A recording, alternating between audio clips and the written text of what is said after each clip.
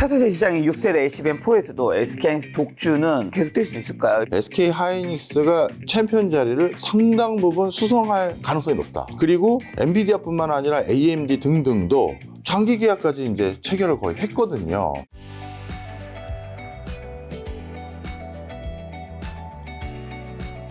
자, 오늘 주제는 지금 김작가TV에서 좀 특집으로 SK 하이닉스가 지난 몇 년 동안 굉장히 많이 올랐잖아요. 제가 찾아보니까 2016년 5월에 25,650, 지금 현재는 276,500원인데 지난달 7월에 최고점 찍었어요. 306,500원이거든요. 거의 10년 만에 1,100억 그렇죠. 이상이 났던 거고, 네. 지금 현재 기준으로 잡아도. 그리고 3년 전으로 삼으면 2023년 1월에는 73,100원. 한 3년 만에 사실 시총 2위 종목이 4배나 오른다는 게 흔한 일인가요? 아, 드문 일이죠. 맞습니다. 그래서 많은 분들이 사실 SK 하이닉스 때문에 좀 부를 일구신 분이 많을 것 같아서 어떻게 이 반도체 HBM이 만들어졌는지 그 역사, 원래 미래를 알려면 뭘 알아야 한다고 하죠? 과거를 알아야지. 과거를 알아야 합니다. SK 하이닉스가 어떻게 지금의 위치까지 올랐는지 경제 전문가 박정희 교수님 모시고 이야기 들어보려고 하는데, 우선 최근 SK 하이닉스가 2분기 영업이익 9조 원, 영업이익률 41%라는 사상 최대 실적을 기록했습니다. 이는 경쟁사인 삼성전자 전체 영업이익의 2배에 달하는 규모라고 네. 하더라고요. HBM 매직을 넘어서 이러한 성공의 핵심 동력 뭔가요 도대체? 네.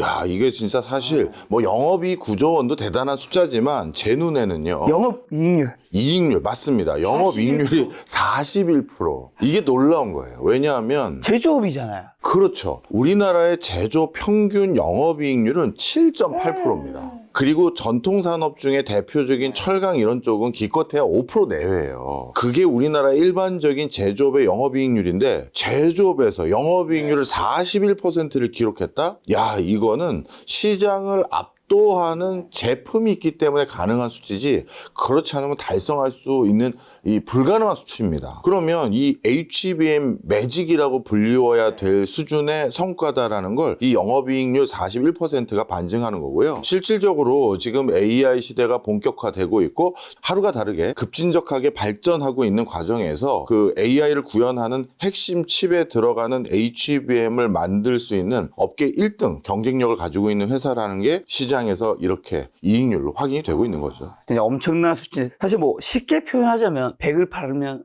40이 남는다. 그러니까요. 야, 참, 이거. 자, SK 하이닉스의 강노중 대표께서 작년 초 CES에서 3년 내 시총 200조 선언했을 때 일각에서는 당연히 무리한 목표라는 시각도 있었는데, 불과 1년 반 만에 30만 닉스 달성한 목표를 조기에 달성했는데, 그럼 이처럼 예상을 뛰어넘는 성장이 이끄는 원동력은 또 뭘까요? 이게 이렇게 보시면 됩니다. 지금 시총뿐만 아니라 전반적으로 SK 하이닉스의 어떤, 아까도 설명 주셨습니다만 주가나 이런 것들이 빠르게 지금 상승하고 있잖아요. 그거는 이 당분간 HBM 분야에서의 SK 하이닉스의 독주 막기 어렵다라는 미래에 대한 전망이 어느 정도 투영된 겁니다. 네. 사실 주가는 과거의 실적은 어떻게 보면 이 사람의 실제 성적, 그 다음에 능력을 확인하는 정도인 지표들이고요. 그 다음에 실제 주가가 그걸 바탕으로 움직여 주려면 미래에 대한 기대치도 같이 긍정적이어야지만 말씀 주신 것처럼 10배고 같은 성과들이 나올 수가 있어요. 근데 최근 HBM 분야에서의 어떤 상황들을 보면요, 이렇게 진단하는 게 좋을 것 같습니다.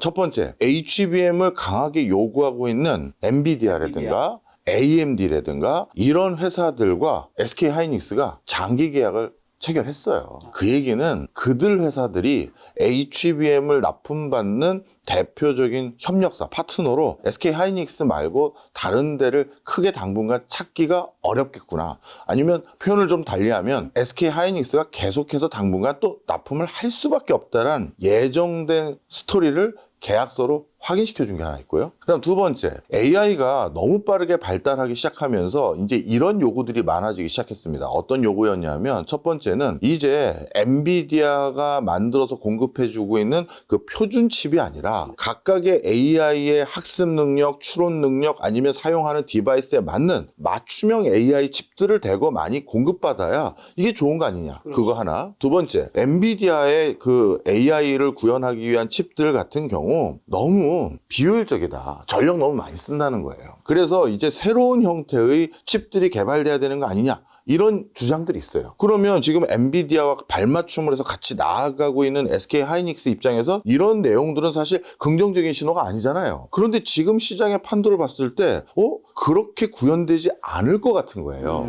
일단 첫 번째로 엔비디아가 만든 칩이 어떻게 보면 점점 표준화가 돼가고 있습니다. 지금 맞춤형으로 우리에게 맞는 어떤 칩을 발주해서 새로 개발해보자, 아니면 전력 소모를 줄일 수 있는 별도의 칩을 또 만들어보자, 이런 요구를 하면서 그거 나올 때까지 기다리는 건 이제 비즈니스에서 바보가 된 거예요. 야, 지금 AI가 하루가 다르게 발달하고 있는데 저 엔비디아 칩을 일단 만들어 놓은 걸 갖다 써서 우리가 빨리 서비스하고 구현하고 개발하는 게 중요한 것 같아가 지금 대세가 돼버렸고요. 그러다 보니까 그 엔비디아와 SK 하이닉스가 만들어낸 그 칩을 표준화해서 아예 지금 소프트웨어 개발뿐만 아니라 서버뿐만 아니라 전후방 산업들이 그냥 거기에 맞춰서 그냥 학습하고 학위과정 만들고 박사도 그걸로 하고 이렇게 돼버리고 있는 거예요. 그러니 이거는 당분간 SK 하이닉스의 HBM이 정말 표준에 꼭 들어가야 되는 칩이 돼버렸네. 이런 인식들 아래서 3년 내 시총 200조 선언했던 그 곽 대표님의 그 발언, 이런 것들에 대해서 시장이 지금 끄덕끄덕 이는 것이지 부정적으로 생각을 안 하고 있는 겁니다. 저 말씀하신 데 시가총액이 1년 반 만에 200조를 돌파해서 지금 현재 날짜 기준으로 201조인데, 야, 이게 운이 좋았던 걸까요? 예견된 성공이었을까요? 이게 SK가 그 당시 HBM에 대해서 인식하고 있었던 여러 내부 문헌이나 그리고 발언들을 보면요, 언젠가 고사양의 컴퓨팅 파워를 요구하는 그런 수요가 있을 것이다. 근데 그 고사양의 컴퓨팅 파워를 지원하기 위해서는 말 그대로 반도체를 적층형으로 쌓아서 굉장히 직접적으로 빠르게 데이터웍을 제공해 줄 수 있는 그런 기술이 필요할 시점이 있을 텐데, 그거에 대해서 우리가 기술을 개발해 놓고 더 진화 발전시켜 놓고 기다리다 보면 그런 사람들이 찾아왔을 때 우리가 제공해 주면 되는 거 아니냐, 이런 생각을 가지고 있었던 거예요. 그 판단이 결국 AI 시대 본격적으로 도래하면서 맞아 떨어진 거고요. 에이 교수님, 우연히 그냥 그렇게 된 거 그냥 미사옥으로 그 당시 그런 우리는 포석이 있었다 한 거 그냥 갖다 껴맞추신 거 아닌가요? 그렇지 않습니다. SK그룹의 발전사를 보면 그걸 대표적으로 알 수 있었던 게 폴리에스터 필름이라는 분야가 있어요. 이건 1970년대인데 SK가 원래 직물에서 시작했다가 인공 섬유를 만드는 것까지 진화 발전을 하면서 새로운 이제 섬유와 직물에 관련돼서 이제 투자를 하려고 하는데 이상한 일들이 생기기 시작했어요. 이 폴리에스터라는 원래 대표적으로 직물 만드는 데 쓰는 이 소재를 필름 만드는 데 쓰고, 우리 그 카세트 테이프나 이제 비디오 테이프 같은 데 보면 그 자기장 그 테이프가 있잖아요. 그런 거 만드는데 폴리에스터를 갖다 쓰는, 이 필름을 갖다 쓰는 회사들이 생기고, 폴리에스터 필름을 만들고 있는데 자꾸 이상한데 연락이 오는 거예요. 저희도 좀 갖다 쓰겠다, 여기도 갖다 쓰겠다. 그래서 요즘 이걸 우리 걸 왜 갖다 쓰는 거야? 봤더니 이 폴리에스터 필름을 필요로 하는 용처가 더 저변이 늘어났구나. 그래서 이제 뭔가 저장하고 디지털라이즈 하는데 이런 것들을 쓰게 되는 거구나. 이걸 이해하게 됐고, 야, 기술이라는 게 이런 거네. 만들어 놓으면 이 기술이 반드시 어느 용처에 쓰이게 되는 부분들을 사실 SK그룹의 발전사를 보면 확인되는 부분이 많아요. 그리고 또 엔지니어들과 인재에 대한 중요성을 또 SK그룹처럼 잘하는 데가 없어요. 이게 저도 예전에 출연한 적이 있습니다. 네, 어디요? MBC 장학 퀴즈. 그 MBC 장학 퀴즈가 SK그룹이 최장수 지원했던 프로그램이에요. 근데 사실 SK그룹 입장에서는 장학 퀴즈에 지원할 필요가 없었어요. 직접적으로 B2C 사업으로 뭔가 고객들에게 어필할 수 있는 그런 제품을 만드는 회사가 그 당시는 아니었거든요. 그런데 앞서 말씀드린 것처럼 기술을 중요시 여겼고, 그 기술을 만들어주는 사람들이 인재라는 걸 알고 있었기 때문에 교육 이런 것들에 대해서는 SK가 예전부터 굉장히 강하게 중점을 뒀던 분야예요. 그래서 장학 퀴즈에 대해서 그 당시로서 굉장히 파격적으로 어떻게 보면 기장원 한 사람들에게 그 장학금 목적으로 얼마의 돈을 줬냐면 그 당시 웬만한 대졸 직원 연봉을 장학금을 줬어요. 그래서 난리가 났어요, 진짜. 이야, SK라는 회사에서, 성경이라는 회사에서 이렇게 장학금을 주는구나. 이런 것들이 알려졌던 적이 있고 굉장히 오랫동안 지원했습니다. 그리고 제가 나온 학교 중에서 카이스트라는 곳이 있는데 거기 로비를 가도 최종현 회장의 흉상 같은 게 있어요. 지원을 해줬거든요. 자, 그래서 정리를 하면 인재에 대한 중요성,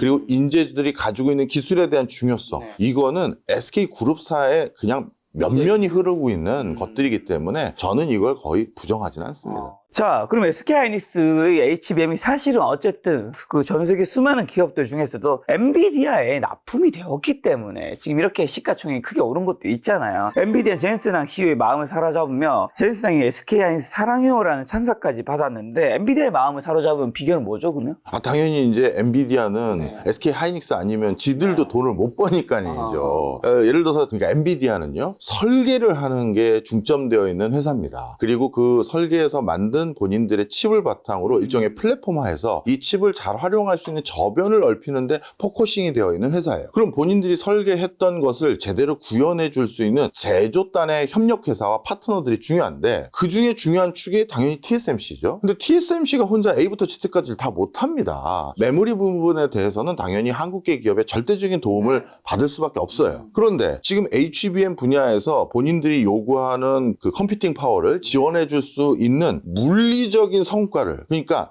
더 높이 쌓을 수가 있고 광대역폭, 커버할 수 있는 대역폭도 넓힐 수 있는 그걸 해줄 수 있는 회사? SK 하이닉스밖에 없다고 해도 과언이 아니거든요. 그러다 보니까 젠슨항 입에서 SK 하이닉스 사랑해요가 본인들이 돈 벌게 해준 거잖아요. 그러다 보니까 정말 중요한 파트너가 돼요. 지금 우리나라의 시총에서도 급성장하고 있는 SK 하이닉스, 그리고 전 세계적으로 또 대만 증시에서 지금 급성장하고 있고, 대만의 원래 리딩 기업이었던 TSMC, 그리고 전 세계 시총에서 진짜 제일 잘 나가는 또 엔비디아, 다 같은 파트너들인 거예요. 서로가 하나라도 없으면 안 되는. 그럼요. 네. 그러다 보니까 젠슨왕의 사랑한다는 표현이 저래도 사랑하겠는데요. 자, 근데 이제 반도체 불모지에서 기회를 발견한 측면에서 다시 한번 얘기 드리면, 지금은 SK하이닉스가 시장의 1인자가 되었지만 20년 전만 해도 SK하이닉스는 천덕꾸러기 취급을 받으면 대중도사에서 삼성이 인수해야 한다는 말 굉장히 많이 나왔었는데, SK하이닉스 뿌리는 제가 찾아보니까 1983년 현대전자에서 시작되고 그 이후에 LG 반도체 인수, 채권단 관리 등 숱한 위기를 겪었는데, 과거의 실은 현재 성공의 어떤 자양분이 된 부분도 있을까요? 사실 저도 뭐 SK하이닉스 최근에 10년의 주가는 굉장히 좋았지만 이전으로 간다면 SK하이닉스 늘 좀 힘들었던 걸 봤던 기억이 있긴 하거든요. 네, 자양분이 됐다고 저는 당연히 생각합니다. 그 이유가 있습니다. 이게 참 저 개인적인 어떤 에피소드인데요. 제가 대학 시절에 한 증권사에서 인턴을 한 적이 있어요. 근데 그 증권사가 우리나라 두 개의 회사의 굴재 증권사가 통합된 회사였어요. 그런데 저는 그냥 대학생 인턴이니까 선배들이 A4 용지 떨어졌다 그러면 갖다 주고, 그리고 뭐 마우스 닦아주고 뭐 이런 잡일이나 하는 거였는데, 그런데 특이한 점이 있더라고요. 그 두 회사가 통합해서 만들어진 그 우리나라 유수의 증권사, 아직도 그게 있습니다. 근데 그 회사가 밥 먹을 땐 원래 있던 회사들 소속들끼리만 밥을 먹어요. 아무래도 다른 것들이 좀 있으니까. 있죠. 그리고 승진할 때도 개파라고 하죠. 누가 어느 쪽에 승진의 라인을 잡아서 그 회사가 거기 점령을 하면 이쪽 회사들에서 넘어온 사람들은 전부 다 나가야 된다. 이런 강박들을 가지면서 야, 다음에 사장단하고 임원단에서 우리 쪽에서 가야 돼. 뭐 이런 얘기들을 막 해요. 내부의 경쟁. 네. 그러면서 인턴인 저에게도 넌 우리 쪽인 거지? 아니, 물론 그건 농담이었겠지만 그분들이. 그런데 하이닉스 역사를 보면 한 10년 가까이 주인 없는 회사였어요.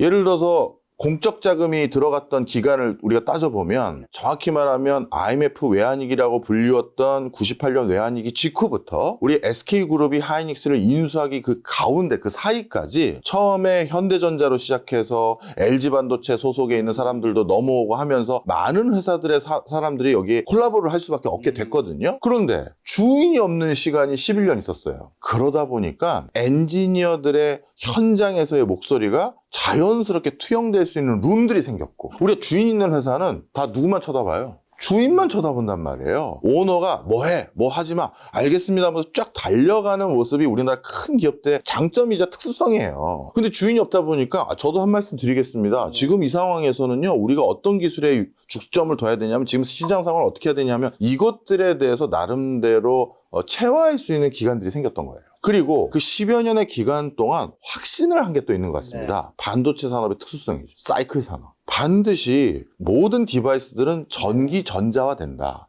그럼 그 과정에서 반도체가 필요한 영역들은 점점 늘어나고 이건 계속해서 성장하는 산업이다. 그렇다면 다시 한번 사이클이 우리에게 기회가 올 때가 있다. 그때를 대비해서 기술 개발하면서 대기를 하고 있으면 물 들어올 때 노져올 수 있다라는 것들이 내재적으로 이제 학습이 되어 있고, 그게 믿음으로 이제 내재된 거죠. 네. 그러다 보니까 저는 방금 말씀 주셨던 그 10여 년 기간 동안의 시련의 그 기간들이 반도체 산업에 대한 기술을 확보하면 기회는 반드시 온다라는 이해도, 그리고 실제 또 10여 년 기간 동안 주인 없는 회사라고 지금 말씀드리면 또 SK 하이닉스 분들은 좀 섭섭해 할 수도 있지만 과거는 진짜 그랬으니까요. 그 기간 동안 내부의 수평적인 문화, 다른 조직에서 왔던 사람들이라 할지라도 같이 콜라보를 할 수 있었던 그 문화, 그게 숙성됐고 같이 어우러질 수 있는 환경이 되는 거잖아요. 지금 현대, LG, SK 그렇죠. 다 합쳐져 있는. 그게 문화적으로 내재될 수 있는 토양이 그 11년 기간 동안 생긴 거예요. 네. 자, 그리고 또 그 전에 시작해 보면 모든 것은 1970년대 최종현 선대장님의 해안에서 시작됐다고 할 수도 있을 텐데 왜 무모하다고 생각했던 반도체 사업에 진출하려고 했는지 당시 불모지였죠, 어떻게 보면. 맞습니다. 반도체 산업 가능성 어떻게 내다보셨고 그 비전이 훗날 SK가 하이닉스를 인수할 결정한 어떤 철학적 기반을 제공한 건가요? 저는 당연히 그렇다고 생각합니다. 사실 우리나라에서 반도체 산업을 가장 초기에 열었던 회사 중에 하나가 SK예요.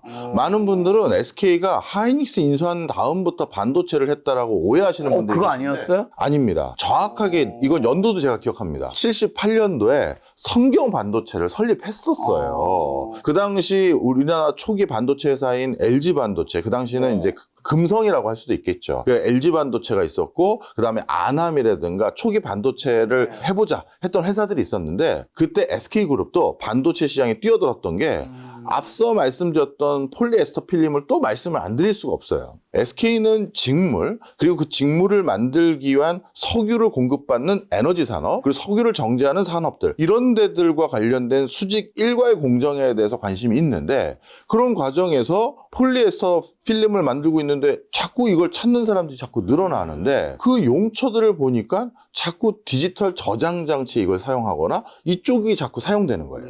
그 시장을 빨리 캐치할 수가 있는 거죠. 그리고 요즘도 폴리에스터 필름은 반도체 만드는데 일부 사용됩니다. 웨이퍼라고 하는 것을 안정화하고 잡아주는 그 공정들이 있어요. 그런 공정의 폴리에스터 필름이 지금도 사용되는데, 그러면 이렇게 보면 되겠죠. 요즘 나한테 이상하게 발주하는 사람들이 있는데 뭐에 쓰시는 거예요? 그랬더니 저희 어디다 씁니다. 그럼 그 다음 물어볼 게 뭘까요? 그거에서 얼마나 버시는 거예요?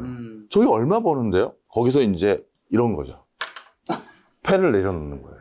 진짜로요. 설명을 드릴게요. 이거는 반도체 분야 잘 모르시는 분야도 계실 수 있으니까 분들도 커피로 말씀드리면, 우리가 이제 프랜차이즈 스타벅스나 아니면 다른 커피 이런 프랜차이즈에서 테이크아웃 커피를 하나 시키면 그때 우리가 지불하는 돈이 있을 거 아니겠습니까? 그 돈에 커피 원두 생산하는 아프리카 에티오피아 사람들 또는 브라질 사람들이 그 농장에서 가져가는 돈이 이 커피 한 잔 가격의 몇 퍼센트일까요? 5%? 거의 비슷하셨습니다. 3%에서 5% 사이예요. 그럼 저희 둘이 원두를 만드는 농장을 하고 있습니다. 커피를 재배했어요. 몇 푸드씩 팔았어요. 그래서 그 사람한테 물어보는 거죠. 이거 근데 어디다 쓰시는 거예요? 저희 커피숍에서 팔려고요. 그래서 이거 가져가서 커피 한 잔 얼마 받으시는데요? 얼마 받아요? 듣는 순간 우리 둘은 눈 도는 거죠. 커피를 차려야죠. 그겁니다. 바로 그거예요. 폴리에스터 필름부터 해서 이 많은 것들을 어디다 쓰는가 봤더니 점점 시장이 커지고 점점 부가가치가 커지는. 야, 그럼 우리가 이런 거 할 때가 아니라 저걸 할 때야. 당연히 생각하게 되는 거예요. 어떤 사람도 모르는 것을 하겠다고 하는 사람은 없고요. 봐야 이해하고 봐야 순간적으로 깨칩니다. 바로 SK그룹이 그동안 성장해왔던 과정 속에서 반도체에 자연스럽게 주목도를 높일 수밖에 없는 상황들이 많이 있었어요. 네. 저 말씀하신 대로 최태훈 회장이 지난 2012년 빚더미에 앉은 하이닉스를 3조 4,267억 원에 인수했는데, 당시 하이닉스는 2천억 원에 달하는 연간 적자를 기록하던 이제 부실 기업이라고 하는데, 당시 디램 가격도 사상 최저치였고 회사도 방금 전에 말씀드린 것처럼 영업 적자였는데, 모두가 반대하던 적자기업 SK 하이닉스를 인수하는 최태훈 회장은 무슨 일이 있어도 반도체 사업을 한다라는 결정을 했다고 하더라고요. 그게 실질적으로 말만이 아니라 숫자로도 확인되는 게요. 방금 말씀 주신 것처럼 몇 천억의 적자를 보고 있는 회사를 인수했고, 그 당시 디램 가격은 사상 최저치까지 떨어진 시점이었거든요. 그런데 회사를 인수해놓고 어떻게 했느냐? 투자를 더 하셨어요. 10% 금액은 앞으로 더 투자하고 R&D하고 이런 데 써 해서 오히려 과감한 투자로 생산 캐파를 늘리거나 기술 개발하는데 더 돈을 썼거든요. 그 얘기는 진짜 반도체 시장과 산업에 확신이 없으면 할 수 없는 행보죠. 오히려 R&D 예산을 10% 이상 늘리는 과감한 결정했는데 불황소의 공격주 투자를 단행한 배경은 뭐고 그럼 불황기에도 오히려 투자를 늘리는 역발상 투자가 오늘날 H뱅 같은 압도적인 기술적 성과로 이어진 건가? 사실 불황에 공격적인 투자를 한다는 거는 굉장히 어려운 거죠. 맞습니다. 이 시장을 제대로 알고 있어야지만 그런 용단, 판단을 할 수가 있는 거예요. 실제 이것도 반도체 산업의 굉장히 특이한 점인데요. 지금 글로벌리 의미 있게 살아남아서 활동하고 있는 반도체 기업의 상당수는 조금 표현이 그렇습니다만 오너 기업들이에요. 왜냐하면 이게 워낙 많은 시설 투자 금액이 들어가거든요. 그런데 전문 경영인은 부담스럽겠네. 그 결정을 어떻게 함부로 해요. 수십조 원, 수조 원을 써서 지금 팩토리를 늘린다? 야, 이걸 어떻게 함부로 결정합니까? 내가 임기가 얼마나 하고 내가 함부로 그 성과는 나중에 언제 나올지도 모르는 거고 그것 때문에 회사에 큰 문제 생겼다고 소리를 들을지도 모르는데. 자, 엔비디아. 젠슨화. 그렇죠? 그 다음에 TSMC도 모리스 창이라는 어떤 상징적인 인물부터 그때부터 대를 이어오는 그런 행보들. 지금까지 반도체 산업의 명맥을 유지하는 대부분의 회사들은 어떤 오너의 결정적인 순간에 과감한 판단과 배팅. 이게 주요했거든요. 바로 반도체 산업이 계속 두 자릿수에 육박하는 성장을 할 수밖에 없고 그 과정에서 우리 하이닉스가 이런 쪽 섹터에 투자를 했었을 때 언젠지 정확하게 그걸 잡을 수는 없겠죠. 하지만 반드시 기회가 온다. 그게 이번에 HBM 때도 고사양의 컴퓨팅 파워를 요구하는 그 시절이 오면 이 HBM 반드시 우리에게 요구를 할 거다. 그런 것들에 대한 준비가 되어 있기 때문에 기회를 얻을 수 있었던 거죠. 사실 그때 한 번의 선택이 지금의 SK 하이닉스를 만들고 어떻게 보면 삼성전자 입장에서는 조금 안타까운 지금의 결과를 만든 건데 그럼 최태원 회장이 2010년부터 반도체 스터디 모임 시작했다고 제가 찾아보니까 나오던데 SK 하이닉스 인수가 즉흥적 결정이 아니라 오래된 계획의 일부라는 건가요? 그럼요. 어떻게 보면 자신의 아버님 시절부터 반도체 산업에 눈독을 들여왔었고 자연스럽게 그 중간에 SK그룹은 SK의 대표적인 계열사 중에 하나인 SK텔레콤 이 통사 사업을 또 뛰어들어서 성공적으로 업계 리드를 하고 있지 않습니까? 그런데 이 통업하고 반도체는 콜라보가 제일 좋은 산업이에요. 그러다 보니까 이 두 개가 어우러질 수 있는 여지도 많은 직접적인 산업군을 많이 가지고 있는 SK 입장에서 반도체에 대한 이해도는 계속 가지고 있을 수밖에 없는 거죠. 3조 4천억 그리고 영업 적자도 2천억이었던 회사를 즉흥적으로 결정할 수 있는 거 그럼요. 아니겠죠. 자, SK그룹 유공, 한국이동통신 등 굵직한 기업들 성공적으로 인수합병한 경험이 있는데 하이닉스 인수 기존에 아까 말씀하신 현대, LG 그리고 새로운 SK 등 세 그룹의 DNA가 섞여 있는 문화를 원팀으로 만드는 과정에서 SK만의 뭐 경영 노하우는 있었을까요? 네, 저는 세 가지 정도 꼽습니다. 네. 먼저 기술과 인재를 중요시 여기는 기업 문화. 장학퀴즈 때부터 해서 지속적으로 수십 년간 이렇게 인재를 개발하고 육성하는 데 투자한다. 그리고 카이스트를 비롯해서 수많은 대학에 우수한 인재를 육성하는 환경을 구축하는 데 투자한다. 이런 것들은 기업에서 계속 명맥을 유지해왔던 분야고요. 그 다음에 두 번째, 방금 전에도 한번 말씀드렸습니다만 한 10년 가까이 주인 없는 회사가 되면서 그 내부의 구성원들로 참여하고 있었던 현대, LG, 나중에는 이제 SK까지 포함된 이런 다양한 회사의 구성원들이 수평적인 문화 속에서 협업하고 대화 나누고 소통하고 기술에 대해서 논의할 수 있는 토대들을 만들었고요. 이런 것들이 나중에 이젠 엔비디아든 TSMC든 다른 회사와 협업하고 소통할 수 있는 DNA까지 이어지게 되는 환경이었다. 이렇게 보시면 될 것 같고요. 그런 과정에서 그런 숙성된 문화들을 그대로 계승해서 유지 발전시킬 수 있었던 환경을 SK가 인수하고 나서도 그대로 놔둔 거죠. 이제 SK가 점령군처럼 왔으니 니들은 우리 말에 따라 이렇게 나온 게 아니라 그 문화를 계속하면서 어떻게 보면 이제부터 SK 하이닉스가 본격화하려는 새로운 산업 부분인 AI를 기반으로 한 맞춤형 제작 이런 거를 이제 좀 더 진화 발전시키려고 하거든요. 이럴 때 아마 지금까지 구축된 이 문화들이 더 효과를 발휘할 겁니다. 자, SK하이닉스가 HBM3 세계 최초 양산에 이어 HBM4까지 주도권 놓치지 않으려 하고 있는데 차세대 시장인 6세대 HBM4에서도 SK하이닉스 독주는 계속될 수 있을까요? 이제 추격자들도 이제 점차 엄청 쫓아오고 있을 텐데. 저는 당분간 유지가 될 걸로 보여져요. 왜냐하면 유력한 추격자에 해당되는 삼성전자가 HBM을 SK 하이닉스를 따라잡기 위한 전력 투구도 거기에도 지금 정신이 없어야 될 판인데 아마 단기간에 그쪽에 대해서 성과를 크게 기대할 수 있다고 판단을 못한 건지 모르겠습니다만 다른 쪽을 좀 틀었죠. 애플이랑 테슬라 뭐 그렇습니다. 이런 건가요? 예. 그런 쪽에서 다른 어떤 칩을 같이 개발해서 납품한다든가 그리고 사업 다변화로 뭐 이제 조만간 출시한 XR 관련한 글라스, 스마트 글라스 같은 것들 이런 쪽에 조금 뭐 적극성을 좀 더 보여가는 것 같아요. 그리고 엔비디아가 계속해서 요구하는 퀄 테스트를 네. 사실 통과했다라는 확답을 지금 삼성이 뭐 유력하다라는 보도만 나오지. 옛날부터 계속 나왔지만 우리 희망 같은 거죠. 그렇죠. 그래서 이게 지금 분위기로 봤었을 때는 SK 하이닉스가 챔피언 자리를 상당 부분 수성할 가능성이 높다. 그리고 엔비디아뿐만 아니라 AMD 등등도 장기 계약까지 이제 체결을 거의 했거든요. 그 얘기는 SK 하이닉스 말고는 당분간 뭐 어디 부탁할 때가 많지 않을 것 같은데 그럼 여기다가 벌크로 좀 안정적으로 수급받을 수 있는 계약을 해놓자. 이 상황까지 돼버린 거예요. 네. 근데 SK하이닉스가 원래는 사실 추격자의 역할 같은 걸 했었는데 이제는 수성하는 챔피언의 입장에 섰는데 그럼 앞으로 기술 초격지 유지하는 게 굉장히 중요할 텐데 그 개발 전략은 좀 어떻게 달라져야 될까요? 이미 여러 매체에서 네. 그런 표현들을 많이 했는데요. 챔피언을 하기 위해서는, 유지하기 위해서는 또 없는 서비스, 없는 제조 역량, 기술 이런 것들을 구현하고 발휘할 수 있어야 됩니다. 그래서 이렇게 얘기하더라고요. 토탈 AI 메모리 프로바이더가 되겠다.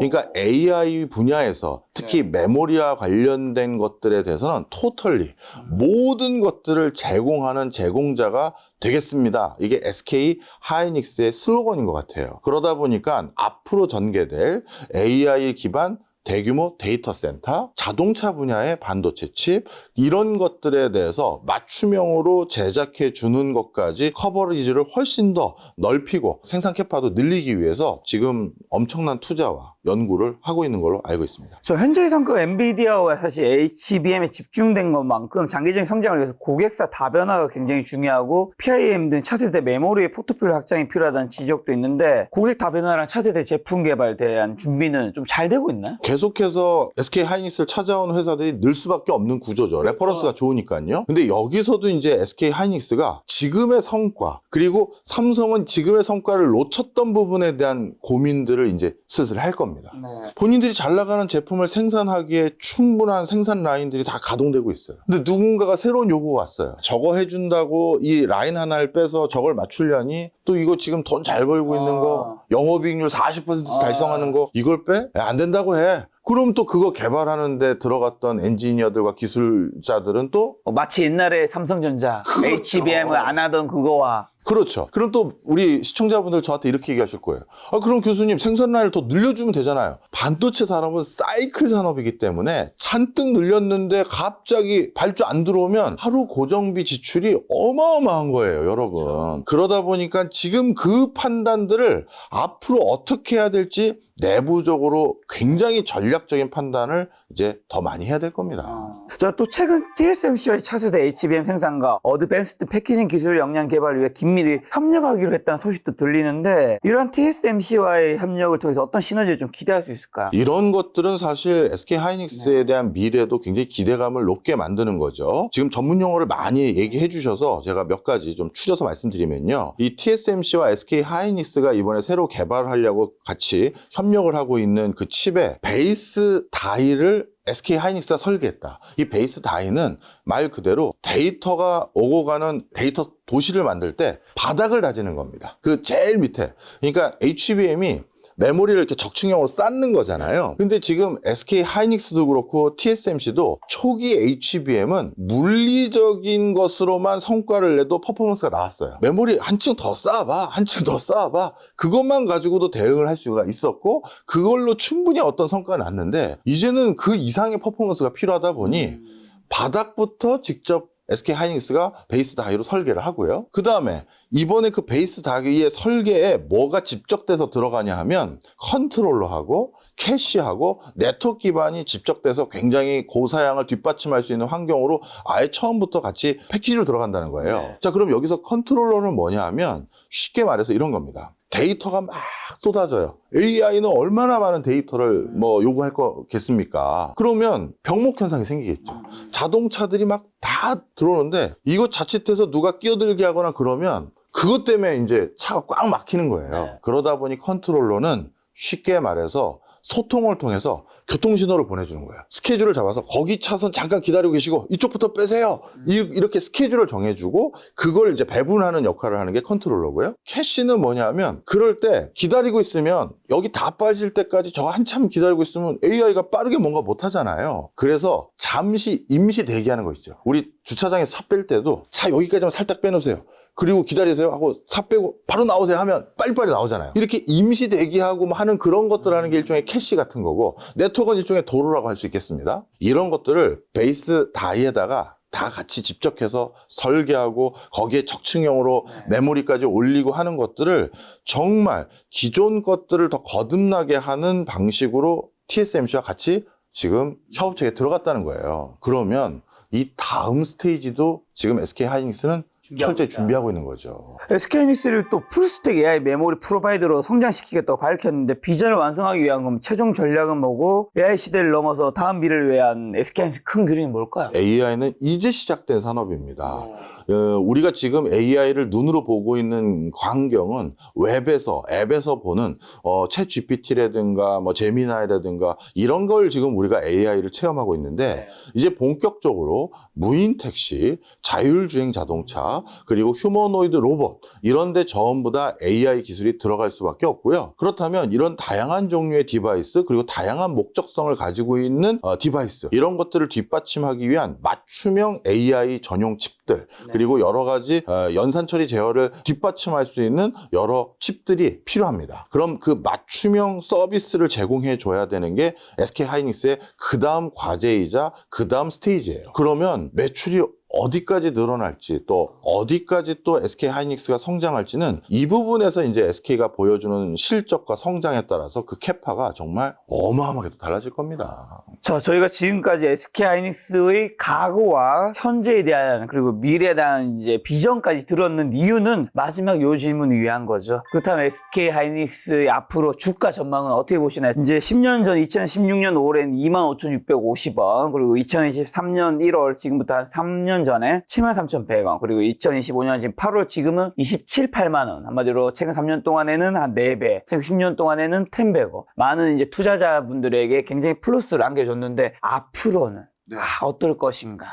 많은 분들이 주가가 좀 올랐을 때 추격 매수를 하거나 추가 매수하기를 부담스러워 하시잖아요. 그렇죠. 그런데 반도체 산업의 지난 역사를 보면 늘 과거의 기록을 갱신해왔던 역사들이에요. 제가 이렇게 말씀드리고 싶습니다. 저도 여러 산업을 분석하고 연구하면서 5만 가지 산업 분야의 시장 규모를 계산해봤을 거고 또 계산한 내용들을 봤을 거 아니겠습니까? 그렇죠. 근데 제가 봤었을 때 처음으로 경이라는 숫자를 본 분야가 로봇이에요. 로봇은 이 숫자가 공을 세봤더니 경인 거예요. 근데 그 로봇은 쉽게 말해 반도체의 집합체입니다. 반도체 덩어리죠. 그렇죠. 그리고 그 반도체는 AI 기반 반도체입니다. 그거를 지금 가장 잘 뒷받침해 줄 수 있는 국내 회사 SK 하이닉스죠.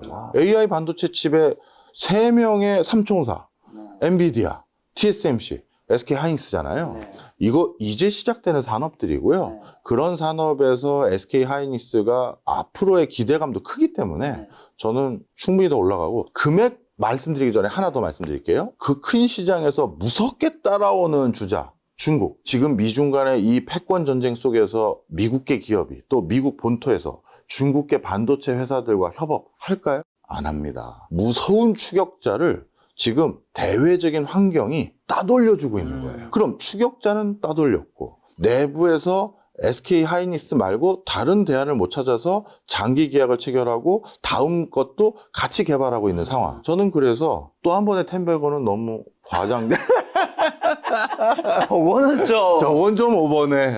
자, 2배 가보자. 자, 오늘은 경제 전문가 박정희 교수님과 함께 좀 특집으로 SK 하이닉스가 굉장히 이제 주가가 굉장히 오른 것만큼 많은 시청자분들이 관심이 있으니까 SK 하이닉스 주가가 지금까지 올랐던 그 이유, 과거부터 현재, 미래에 대해서 우리가 이야기를 나눠봤는데요. 많은 시청자분들이 이 영상 좋아해 주신다면 저희가 또 다른 기업도, 우리 한국에 또 미래를 이끌어야 할 기업들이 하나씩 생기고 있잖아요. 그 기업들을 파헤쳐 나가는 시간을 또 가져보도록 하겠습니다. 오늘만의 손님은 박정희 교수님이었습니다. 지금까지 소중한 시간 함께 해주셔서 정말 감사합니다. 오늘도 김 작가였습니다. 고생 많으셨습니다. 네.